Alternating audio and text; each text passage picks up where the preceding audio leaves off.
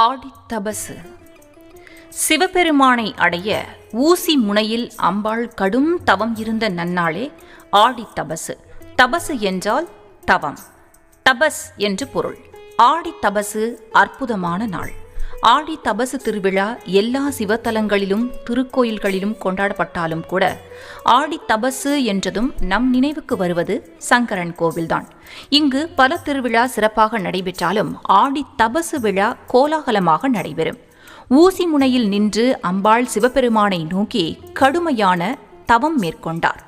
ஆடி மாதத்தில் அம்பாள் தபஸ் இருந்ததை பார்த்து அவருக்கு திருக்காட்சி தந்தார் என்கிறது புராணம்.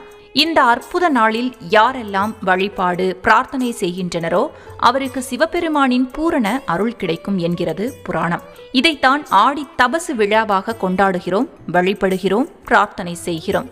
ஹரி வேறு ஹரன் வேறு என